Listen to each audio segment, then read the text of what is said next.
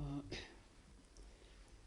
유대인의 그 교육에 대한 말씀을 이제 좀 드리고 있습니다. 우리가 그 세상적인 그 교육에 너무 물들어 있어서 우리의 자녀들을 세상에 빼앗기고 부모와 자녀 간의 세대 간의 그 갈등이 생기고 세대 차이 때문에 가정적인 문제들이 생기고 또 자녀들이 믿음 생활에서 많이 벗어나는 부모들의 믿음을 전수받지 못하는 그런 이 세대를 좀 새롭게 바꿔보고자 하는 마음으로 이 유대인의 교육에 대한 말씀을 좀 드리고 있어요. 자, 그래서 먼저 좀 그 복습을 잠깐 좀 해드릴게요. 화면 좀 넘겨주시고요. 자, 앞에 좀 보시면 네. 현대 교육, 그 미국 그 서구 문명에서 시작된 현대 교육과 유대인 교육의 차이점이 있다 그랬어요. 벌써 다 보여주셨네. 네. 자, 현대 교육은 뭐예요?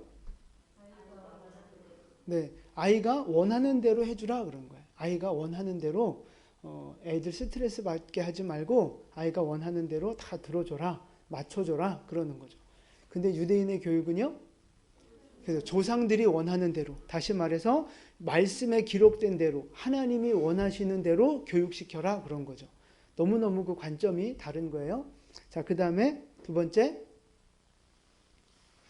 아이 교육은 누가 해야 돼요?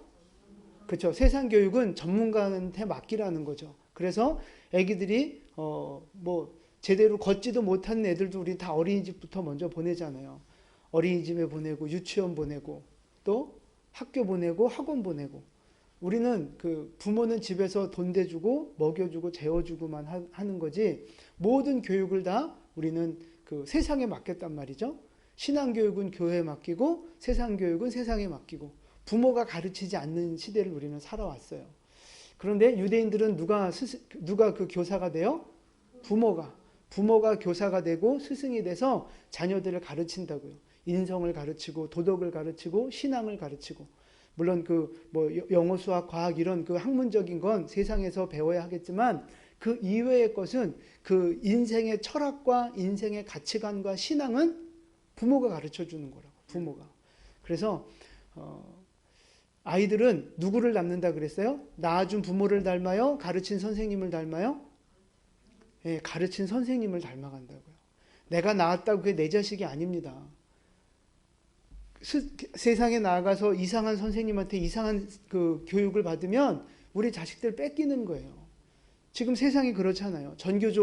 전교조한테 물든 애들은 내가 낳았지만 내 자식이 아니라 전교조 자식처럼 이상한 생각을 갖고 세상을 살아간다고요. 그래서 집에 와도 부모하고 소통이 안 되고 싸움이나 되고 갈등이 생기고 이런 문제가 지금 생기고 있다는 거죠.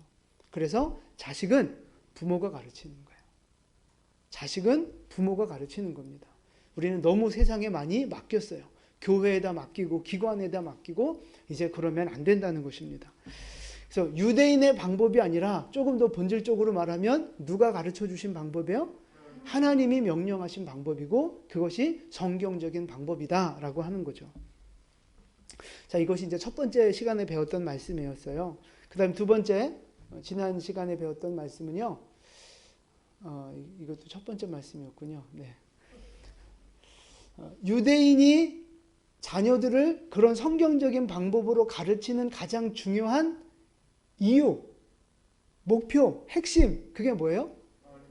그렇죠. 하나님을 사랑하기 때문에 그렇게 말씀대로 순종하는 거라고요. 내가 하나님을 사랑해서 우리의 자녀들도 하나님을 사랑하길 원하는 마음으로 하나님의 방법대로 자녀를 가르친다고요. 근데 우리가 유대인의 교육을 한다고 그러면 어떤 사심이 들어와요? 그죠? 우리 자녀 그 유대인들처럼 가르쳐서 세상에서 성공했으면 좋겠다. 이런 욕심으로 가르치면 안 된다는 거죠. 주객이 전도되면 안 된다는 거예요. 그래서 부모가 먼저 하나님에 대한 사랑, 하나님의 말씀에 대한 분명한 믿음, 이걸 가지고 자녀들을 가르쳐야 한다는 거죠. 그래서 오늘 읽었던 우리 본문 말씀 보시면 5절 말씀 보세요. 5절. 부모 세대에게 주는 말씀이에요? 자녀 세대에게 주는 말씀이에요?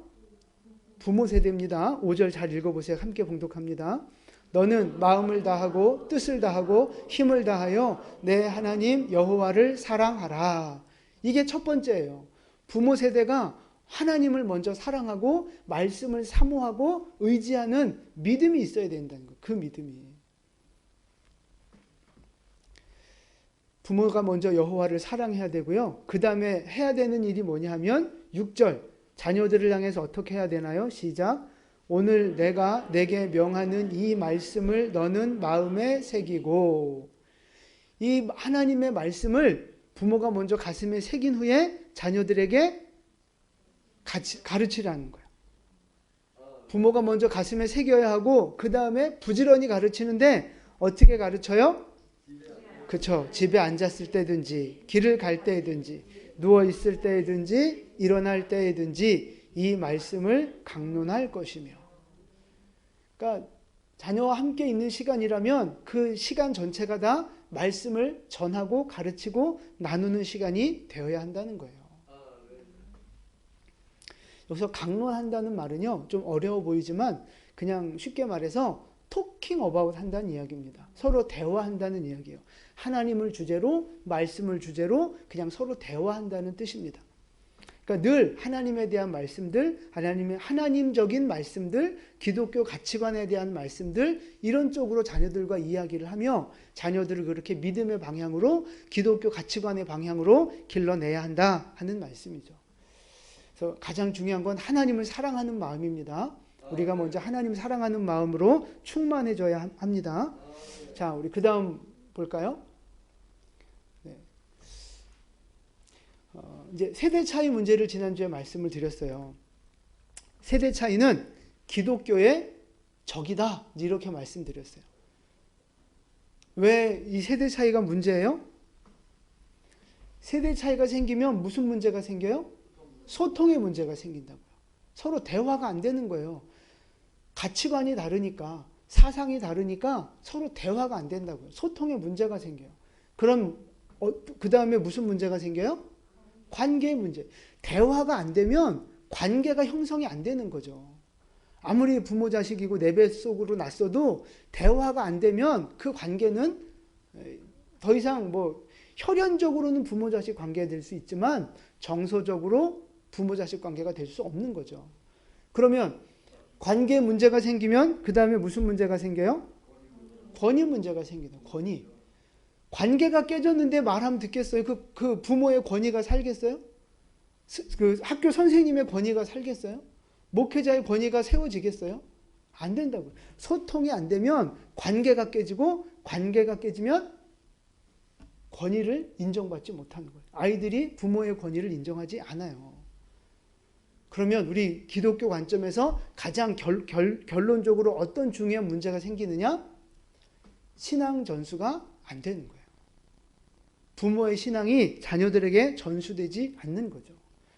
그래서 애들이 어렸을 때는 억지로 부모 따라 나오지만 이제 성인이 되고 대학 가고 사회생활하면 그 다음부터는 다 교회 안 나오는 애들이 90%라는 거예요. 90%. 그게 현실인 거예요. 그래서 세대 차이는 절대 있어서는 안 된다.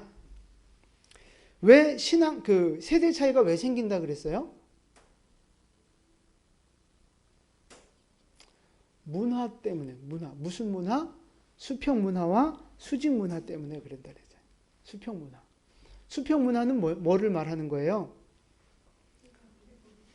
그렇죠. 그러니까 눈에 보여지는 것들, 유행이나 외모나 물질이나 또 이렇게 IQ 중심적인 어떤 교육들이나 이제 그런 것들, 눈에 보이는 가치들, 인생의 재미를 찾는 어떤 그 문화들, 이런 거, 그러니까 지금 세상에 있는 문화가 다 수평 문화인 거예요. 수평 문화. 재미있게, 즐겁게, 나만 좋으면 되고, 예쁜 게 최고고, 돈이 최고고, 이런 가치관. 이게 수평 문화라는 거죠. 근데 우리에게 필요한 건 무슨 문화예요? 수직 문화. 자녀들에게 수직 문화를 전수해줘야 돼요. 수직 문화는 뭐예요? 쉽게 말해서 예로부터 전통적으로 내려왔던 것들을 말하는 겁니다. 우리나라로 말하면 우리 한민족의 어떤 역사와 전통과 문화와 관습과 예절과 뭐 이런 것들. 이것이 이제 조금 더 한 단계 영적으로 더 올라가면 하나님이 주신 것들을 자녀들에게 흘려보내야 되는 거예요. 이 수직 문화는 눈에 보여지는 유행을 따라가는 것이 아니라 내면의 깊은 것들을 묵상하게 하고 인간의 어떤 그 본질을 묵상하게 하고 인생의 목적을 생각하게 하는 그런 교육이라는 거죠. 그러니까 이 수직 문화는 인생의 의미를 찾아가게끔 만들어주는 교육이란 말이죠. 그런 문화 속에서 자녀들이 자라가야 한다는 거예요. 근데 지금 이 시대에 수직 문화가 어디 있어요? 누가 역사와 전통과 예절을 가르치려고 합니까? 다 공부만 잘하면 되고 다 시험만 잘 보면 되고 좋은 대학만 가면 되지. 지금 다 목표가 거기 있잖아요. 그러니까 결국 머리는 똑똑하고 좋은 대학은 갈지 몰라도 돈은 많이 벌지 몰라도 결국 부모 관계 다 깨어지고 조금 더 자라나면 손녀 세대랑 할머니 세대랑 또 끊어지고 부모 자식 관계가 끊어지는데 이 할머니 세대하고 관계가 되겠어요? 안 된다고요. 그러면 부모 세대들은 늙으면 이제 어떻게 돼요? 독거노인으로 혼자 사는 거예요. 그러다가 병들면 어디로 가요? 요양원 가서 이제 노치원에서 재미있게 인생을 마감하시는 거죠. 그게 지금 이 나라의 현실이고 흘러가는 흐름이란 말이죠. 말씀드렸죠? 저는 죽어도 요양원 안 갈 겁니다. 저는 죽어도 안 갈 거예요. 그래서 3대가 함께 살고 3대가 함께 이 세대 차이, 그 어떤 교제하면서 세대 차이를 끊어내야만 우리의 노후도 복된 것이고 우리의 자녀들도 하나님 앞에 복받아 잘 되는 거예요. 그래서 하나님의 방법이 가장 옳은 방법이라고요. 세상적인 방법, 머리 똑똑하고 돈 많이 버는 그런 방법만 추구하다 보면 결국 우리의 인생의 본래의 의미는 다 잃어버리게 돼 있어요. 정말 쓸쓸한 인생을 살게 되는 거예요.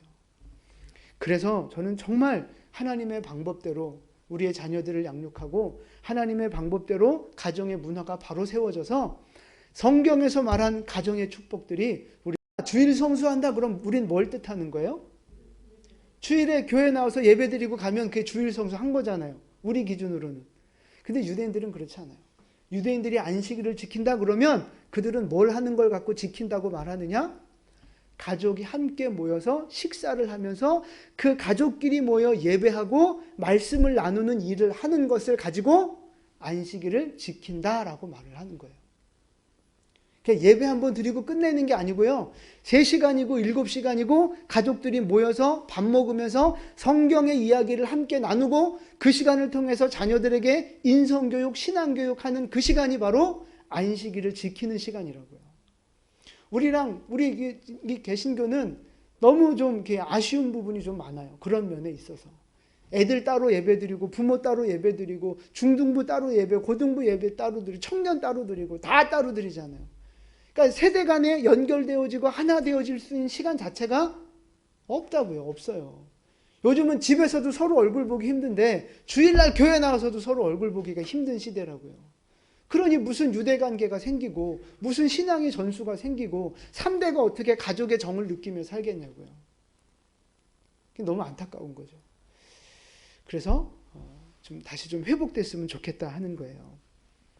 그래서 하여튼 유대인들은요. 이 안식일 날 가정에서 함께 밥을 먹으며 안식일을 지켜요. 근데 안식일의 핵심은 뭐라 그랬어요? 가정 식탁 예배라고요. 안식일을 지킨다 하는 말은 가정 식탁 예배를 드린단 말이에요. 근데 가정 식탁 예배의 핵심은 또 뭔지 아세요? 네? 예, 그걸 바로 하브루타라고 하는 거예요. 부모 자식이 서로 대화하는 그 시간을 하브루타라고 하는 거예요. 자, 그 다음 화면 좀 보여주세요. 오늘 방송실은 정환석 집사님이 섬겨주고 계십니다.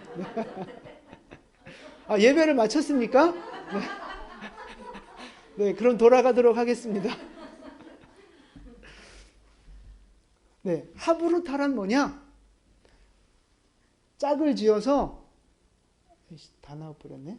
짝을 지어서 대화하고 토론하고 논쟁하는 걸 하브루타라고 하는 거예요.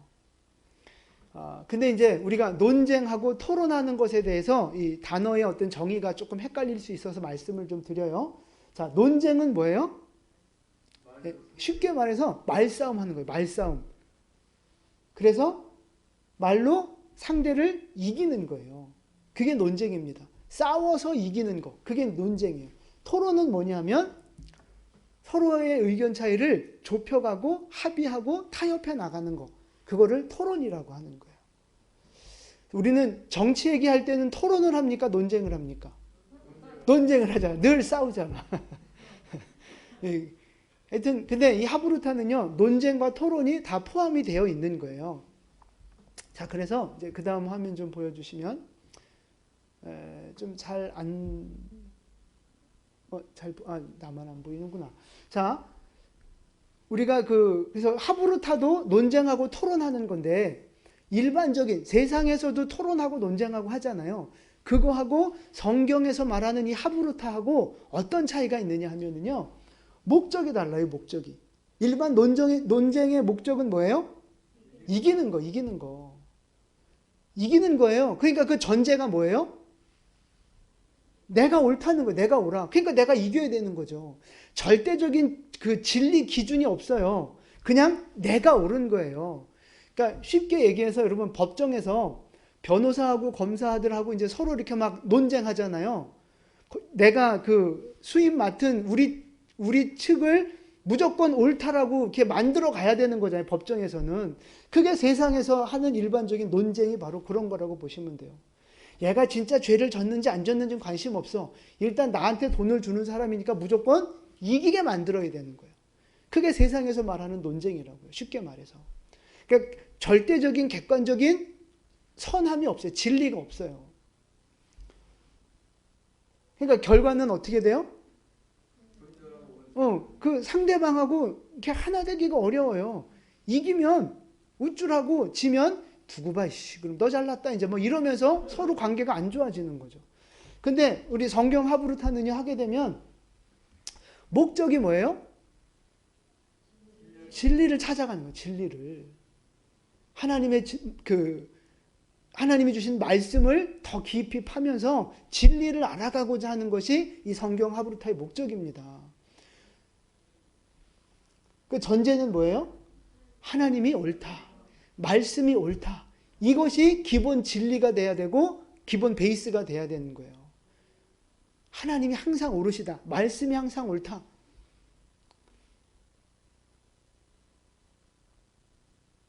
그러니까 하브루타를 하게 되면 결과가 어떻게 나와요? 서로가 배우는 거예요. 서로가. 진리 대신 하나님의 말씀을 갖고 더 깊이 연구하고 왜 이럴까? 왜 이런 말씀을 주셨을까? 뭐 같이 고민하며 의견을 나누는 거잖아요.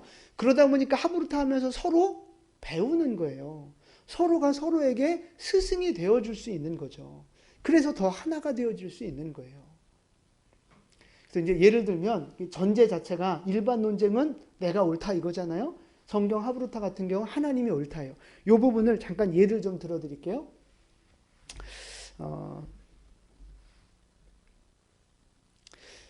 우리가 이제 안식일 같은 거, 안식일을 지켜야 되잖아요.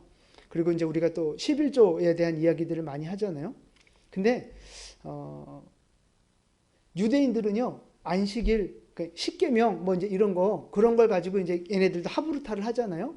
얘네가 갖고 있는 원칙이 있어요, 원칙. 하나님의 말씀을 절대 인정하는 선 안에서만 하브루타를 하고 토론과 논쟁을 합니다. 그 원칙을 훼손하지 않는 선에서 하는 거예요. 그러니까 다시 말해서 안식일을 왜 지키라고 하셨을까? 11조를 왜 하라고 하셨을까? 이거에 대한 궁금증과 의문을 가질 수는 있어요.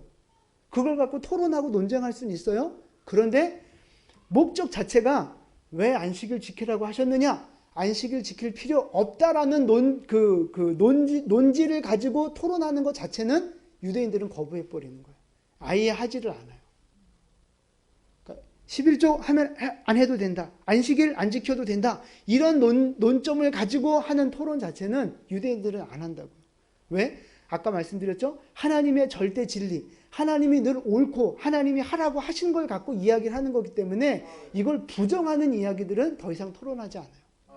그러니까 궁금하거나 설명하기 위해서 왜 이렇게 말씀하셨느냐는 토론할 수 있죠.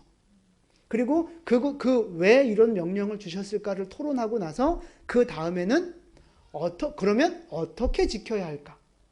어떻게에 대한 질문들이 많이 나오는 거예요. 그러니까 이 질문의 큰 그 화두는 두 개, 왜, why, 그 다음에 어떻게, how. 이 두 가지를 가지고 유대인들은 토론을 하는 거예요.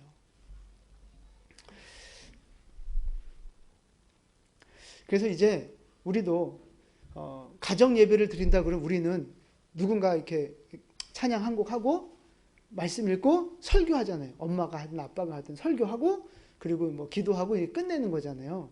여기서 뭐 궁금한 거 있고 질문 있고 그러면 안 돼. 예배 시간에 어디 떠들어. 조용해. 하나님 말씀에 어디 토를 달아. 네? 제가 그러게 생겼어요?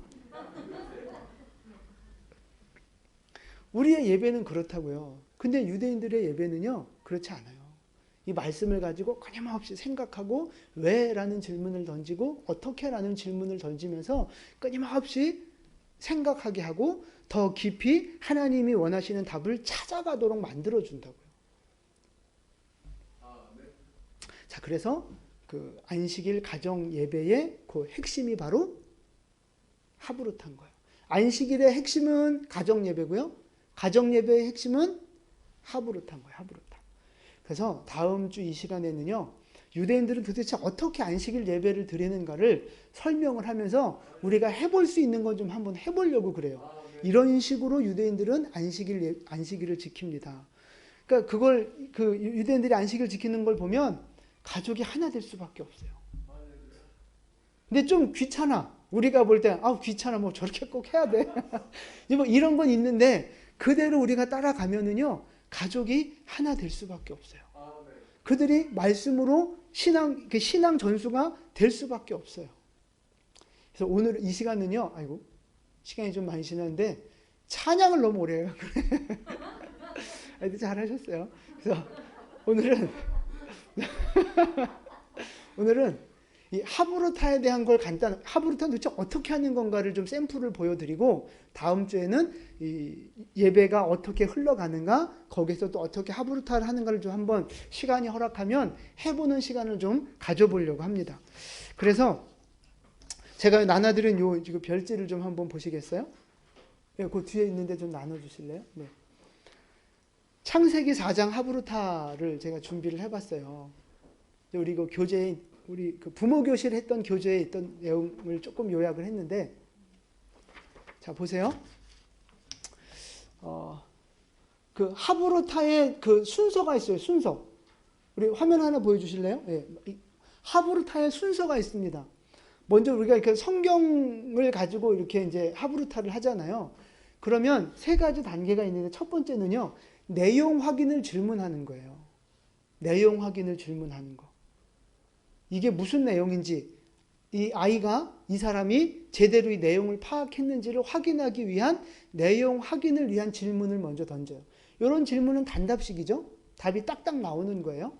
자, 그 다음에 그 내용 확인이 다 됐고 하나님 말씀이 이제 이해가 됐으면 그 다음 넘어가는 질문이 뭐냐 하면 사고 확장 질문을 하는 거예요. 이거는 딱히 답이 없는 거. 생각해보고 상상해보고 창의력을 발휘해야만 답이 나올 수 있는 것들 있잖아요. 여기에는 맞다 틀렸다가 없어요. 네. 이제 그런 질문들을 하는 거죠. 그렇다고 그 질문과 답이 산으로 가면 안 돼요. 산으로 가면 안 되고 어디로 꼭지점이 모아져야 돼요? 네, 말씀으로 하나님의 뜻으로 그게 결론이 모아져야 되는 거예요. 그리고 나서 세 번째 하브루타 단계가 뭐냐면 적용 질문으로 넘어가는 거예요. 그럼 이게 나의 삶 속에 어떤 의미가 있고 어떻게 적용하면 좋겠는가? 적용 질문으로 넘어가야 되는 거예요. 이게 하브루타의 순서입니다. 그래서 이제 제가 별지를 나눠드렸는데 여기에서 내용 확인 질문과 사고 확장 질문과 적용 질문이 부모와 자녀가 대화 나누는 형식을 제가 짤막하게 요약을 좀 해갖고 온 거예요.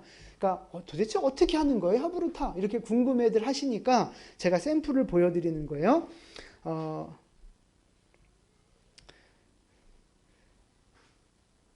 말씀 본문은 그 창세기 4장에 있는 그 가인과 아벨, 이제 그것이 내용이에요. 이제 우리 다 알고 계시니까 읽지는 않고 이제 넘어가는데, 첫 번째 무슨 질문을 하는 거예요? 내용 확인 질문. 전체적으로 내용 확인을 먼저 질문을 하는 거예요. 그러니까 여러분 이제 잘 보세요. 요게 이 하브루타가 가정에서뿐만 아니라 우리 교회에서 목장 모임 하실 때도 요 흐름을 여러분 잘 이해하셔야 돼요.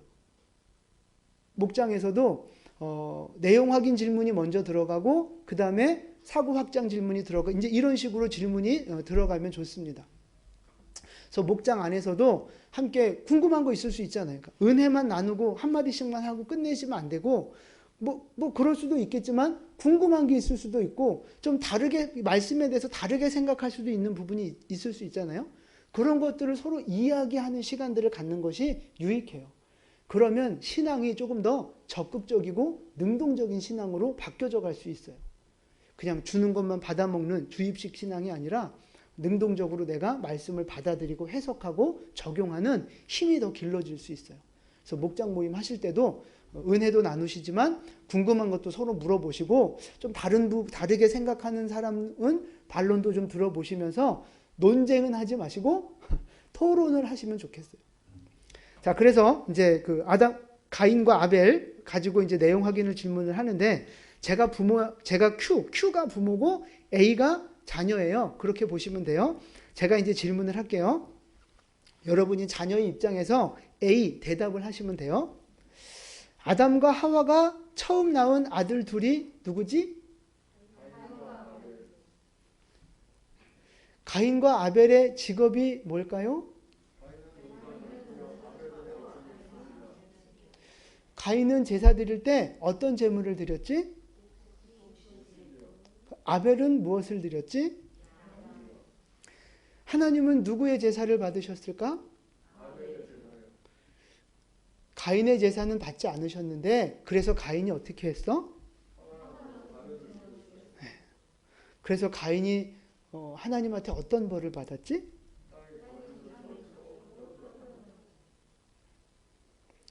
그때 가인이 사람들한테 죽을까 두려워하는 마음이 있었는데, 그때 하나님께서 어떻게 해주셨지?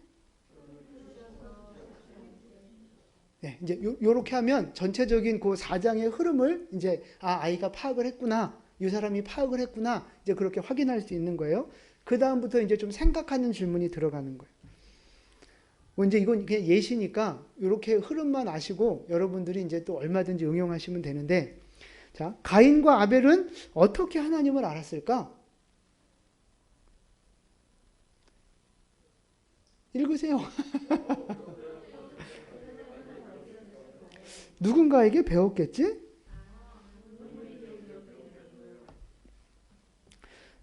아담과 하와가 부모님이 아들들에게 당연히 가르쳐 줬겠지. 그러면 아담과 하와는 부모님은 그 아들들에게 무엇을 가르쳐 주었을까? 또 있을까? 이제 이런 식으로 이제 요거는 성경에 답이 없는 거잖아요. 그죠? 이제 이런 질문들을 해 나가는 거예요. 그 다음에 이제 또 두 아들의 직업이 왜 달랐을까?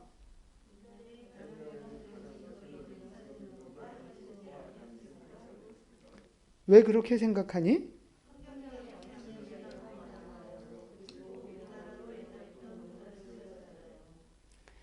그런데 어떻게 제사 지낼 생각을 했을까?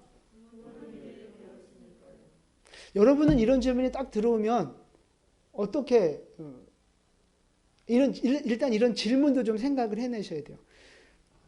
그러니까 이제 이런 식으로 질문을 하시는데, 준비할 수 있으면 부모들이 먼저 그 성경 본문이, 그날 본문이 있잖아요. 아이들을 위한 질문을 먼저 만들어 오셔도 좋습니다. 이런 식으로 본인이 묵상해보고, 그래서 내가 답을 아는 것만 질문하는 게 아니고 그냥 나도 궁금한 거 서로 물어보고 서로 생각해보고 하는 거예요. 이 사고 확장 질문이라는 것이. 그러니까 너무 어렵게 생각하지 마시고 그냥 궁금한 거, 그리고 이 현장으로 직접 들어간다고 생각해 보세요. 그 아담과 하와와 그 가인과 아벨이 있는 그 상황 속으로 내가 상상 속으로 들어간다고 생각해 보시면 많은 질문거리들, 많은 호기심들이 생겨날 수 있어요. 그런 걸 함께 나누시면 돼요. 그래서 이제 결국 적용하브루타로 가면, 그래 맞아, 제사는 요즘으로 말하면 무엇과 같을까? 그렇지. 그러니까 우리가 예배를 어떻게 드려야 할까? 그래 맞아. 마음의 준비를 잘 해야 되는데 어떻게 하는 것이 마음의 준비를 잘하는 것일까?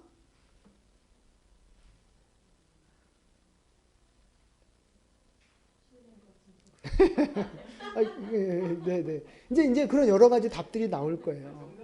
네. 이제 이런 식으로 아이들과 이제 대화를 하고, 뭐 부부간에도 마찬가지고, 목장 모임할 때도 마찬가지예요. 그렇게 하브루타를 하시면 되고요. 뭐 물어본다고, 질문을 한다고 해서 아이들이 질문하잖아요. 상대방이 그걸 바로 내가 단답식으로 답을 내주시면 안 돼요. 그러니까 내용 확인 질문할 때는 그렇게 해도 되지만 일반적으로 질문할 때 내가 답을 바로 내주면 안 되고 생각해 볼 수 있게 먼저 질문을 한 번 더 던져볼 수도 있어요. 너는 어떻게 생각하는데? 네 생각은 어떠니? 이렇게 한번 반문을 해볼 수도 있고, 다른 측면에서 또 내가 질문을 던질 수도 있고, 그런 거예요. 그래서 끊임없는 질문과 대답과 생각과 반박과 이제 뭐 이런 식으로 대화가 이어지게 하는 거죠. 그래서 제가 사고 확장 질문의 예를 좀 몇 개 더 가지고 와봤어요. 자, 가인은 동생을 왜 죽였을까? 여러분 한번 생각해 보십시오. 가인은 동생을 왜 질투했을까? 만약 하나님이 나에게 가장 아끼는 것을 달라고 하신다면 나는 어떻게 할까? 그 다음 거. 가인은 살인자인데 왜 지켜주셨을까? 하나님은 가인에게 은혜 주셨는데 나에게도 끝까지 은혜를 주실까? 이런 그 질문들을 계속 해볼 수 있는 거죠. 그러니까 여러분들이 자녀들을 위한 어떤 질문들을 만들 때 이렇게 참고해 보시라고 준비를 해봤어요. 그 다음에 이제 창세기 11장에 가면 바벨탑 사건 나오잖아요. 여기서도 우리가 사고 확장 질문을 만들어 볼 수 있어요. 만약 우리가 아직까지 한 가지 언어를 쓴다면 세상은 어떨까? 애들이 엄청 좋아할걸요? 영어 공부 안 해도 돼요. 그러면서. 이런 그 상상을 한번 해보는 거죠. 하나님은 왜 처음부터 바벨탑 쌓는 것을 막지 않으셨을까요? 사실 오늘 시간이 좀 되면 요걸 갖고 이제 좀 모여서 서로 좀 이렇게 해보는 시간을 좀 가져보려고 했는데 시간이 조금 지체가 됐어요. 하여튼 그렇게 하시고, 바벨탑의 높이는 얼마나 될까? 밑바닥 넓이는 얼마나 될까? 그때 벽돌을 만들었는데 지금의 이 철빔, H빔으로 바벨탑을 쌓는다면 더 높이 쌓을 수 있지 않을까? 얼마나 높이 쌓을 수 있을까? 뭐 이제 이런 많은 생각들을 해보면서 우리의 뇌를 자극시키는 거죠. 그러면서 하나님의 말씀 속으로 더 깊이 들어갈 수 있게 되는 거예요. 자, 이제 이런 방법을 통해서 유대인들은 자녀들에게 신앙을 전수합니다. 하나님의 말씀을 더 깊이 있게 가르치고 무턱대고 덮어놓고 받아들이는 그런 신앙이 아니라 고민해보고 생각해보고 그러면서 능동적으로 하나님을 사랑하고 섬기는 신앙으로 만들어가고 있어요. 자, 여기까지 이제 오늘 말씀을 마치는데 혹시 뭐 궁금한 거, 질문 같은 거 있으시면 지금 좀 하셔도 괜찮고요.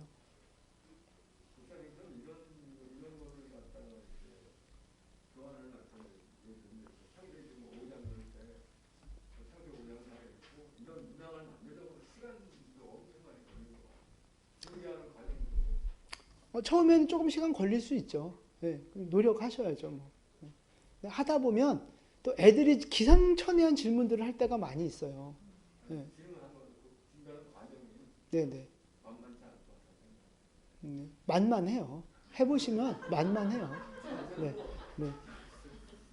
안 해봐서 그렇지 몇 번 해보면 만만합니다. 네. 11조나 네. 이렇게 이제 말씀 나누고 헌금을 드리시나요?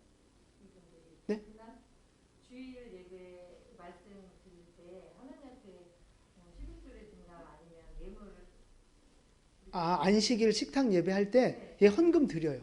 그럼 그거를 어디 갖다 드려요? 우리는 이제 예배 드리면서 네네. 성전에 갖다 드리잖아요. 뭐 여러 가지로 쓰여요. 그 회당에 갖다 지금 걔는 유대교 회당이 있잖아요. 거기 갖다 내기도 하고 뭐 이웃을 뭐 섬기기도 하고 하여튼 뭐 여러 가지로 쓰는 것 같아요. 이제 쉽게 말해서 걔네는 그 교회 유지 비용이 필요가 없잖아요. 예, 그러니까 많은 부분을 자기 민족을 위해서 흘려보내기도 하고 이제 뭐 좀 그런 거예요. 그럼 이 부모 말고 이 사람들이 얘기하는 랍비 말씀 가리키는 랍비라고 선생님이 있잖아요. 네네. 그분들은 회당에 있는 거예요? 아니면 이렇게 막 특강을 해서 가정마다 다니시나요? 회당에 계시죠, 주로. 그럼 거기 가서 말씀 듣고 그러니까 안식일 날 금요일부터 시작이 되잖아요. 금요일 밤부터. 금요일 밤에는 가족끼리 모여서 예배를 드리는 거고요. 토요일 날 아침이 되면 회당에 가서 또 예배를 드립니다. 거기는 이제 또 랍비가 주관을 하는 거고. 그래서 가정에서 한 번, 회당에서 오전에 한 번, 그리고 집에 와서 점심 먹고 또 마무리 가정 예배가 또 있고 그래요. 하루 종일 그러니까 안식일을 가족하고 완전히 지내는 거예요. 그러니까 이 유대 관계들이 깊어질 수밖에 없어요. 신앙이 전수가 될 수밖에 없고. 근데 이제 우리는 자녀가 질문을 했는데 네, 부모가 잘 모르겠어요. 네. 아니, 그러니까 이제 우리가 갖고 있는 두려움이 그거예요. 난 잘 모르는데 성경을 애들이 이상한 거 물어보면 어떡하지? 솔직하게 모른다고 하시면 돼요. 그래 생각해보자. 뭐 인터넷 찾아보자. 아니면 목사님한테 물어보자. 그리고 생각해보는 시간도 좀 가져보자. 그러시면 되는 거예요. 그러니까 자꾸 부모가 뭘 가르쳐줘야 된다 생각하시니까 어렵게 느껴질 수 있는 거예요. 같이 생각해본다 생각하시면 좋아요. 같이 생각해본다. 그럼 좀 마음 편해지시죠?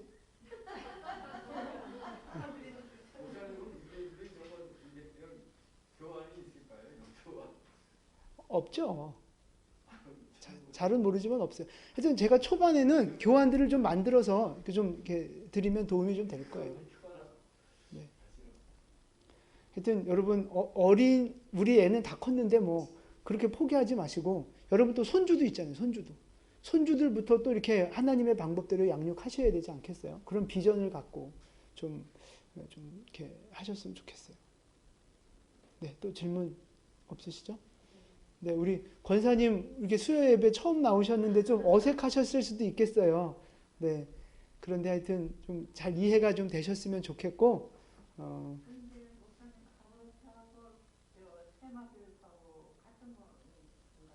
쉐마라는 말을 아시네요.